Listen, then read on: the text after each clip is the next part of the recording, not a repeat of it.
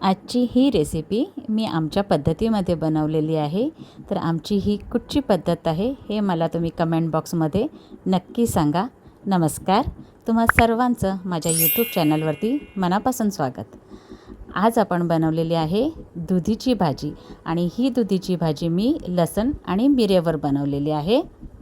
भाजीसाठी मी हा दुधी घेतलेला आहे आणि आपल्याला भाजीसाठी लागणाऱ्या साहित्यामध्ये मी हा लसूण घेतलेला आहे, एक कांदा बारीक कापून घेतलेला आहे, एक मिरची घेतलेली आहे आणि हा मिरं मी खलबत्त्यामध्ये कुटून घेतलेला आहे। तर तुम्ही देखील कुटूनच मिरं वापरा, मिरपूड वापरू नका। आता आपण हा दुधी कापून घेऊया। दुधी शक्यतो कवळा वापरा आणि जर तुम्हाला वाटला की दुधी थोडा जून आहे तर त्याच्या बिया काढून घ्या। माझ्या अहोना सर्वच भाज्या आवडतात, पण त्यातली ही एक त्यांची फेवरेट भाजी आहे। आता तुम्हाला ओळखायचं आहे की मी ही कुठच्या पद्धतीमध्ये भाजी बनवलेली आहे आणि कमेंट बॉक्समध्ये मला नक्की सांगा। ह्या भाजीला खरंच खूप कमी साहित्य लागतं। अगदी टायटलमध्ये मी लिहिलं ना त्याप्रमाणेच दुधीची लसण मिरीची भाजी म्हणजे फक्त दुधी, लसण आणि मिरं एवढंच ह्या भाजीला लागतं। खूप कमी साहित्यात होते आणि खूप टेस्टी होते। दुधी आपला कापून झालेला आहे। आता आपण कढई गरम करायला ठेवूया।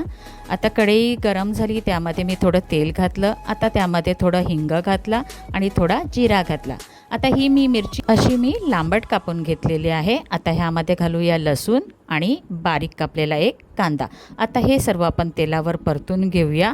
या भाजीला जेवढा लसूण वापराल तेवढा चांगलाच। आता हे सर्व एकदा आपण तेलावर परतून घेऊया।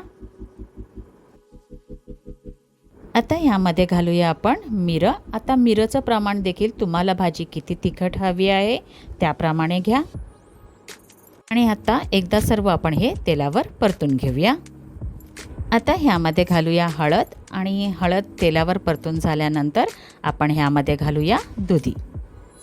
तुम्हाला भाजी बनवायला थोडा वेळ लागणार असेल तर जर दुधी तुम्ही कापून ठेवलेला असेल तर तो थोडा वेळ पाण्यामध्ये ठेवून द्या। बाहेर ठेवलात तर तो दुधी काळा पडेल। आता आपला सर्व दुधी ह्यामध्ये घालून झाल्यानंतर आता आपण हा कांदा लसूण सोबत सर्व हा घाटून घेऊया आणि आता ही भाजी आपल्याला वाफेवर शिजवून घ्यायची आहे। आता ह्याच्यावर आपण झाकण देऊन 5 ते 10 मिनटं मंद आचेवर शिजवून घेऊया। दुधी आपला कवळा आहे तर हा दुधी शिजायला जास्त वेळ लागणार नाही, जास्तीत जास्त 10 मिनटं आणि हा दुधी आपल्याला मंद आचेवरच शिजवून घ्यायचा आहे। आता ह्यामध्ये घालूया मीठ आणि आणखी 5 मिनटं आपण हा मंद आचेवर शिजवून घेऊया।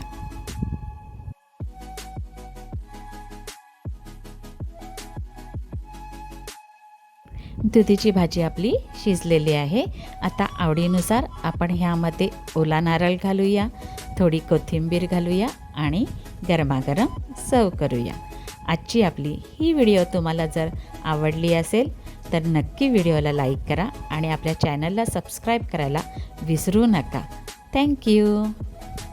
आणि ही कुठची पद्धत आहे ते कमेंट बॉक्समध्ये मला नक्की सांगा।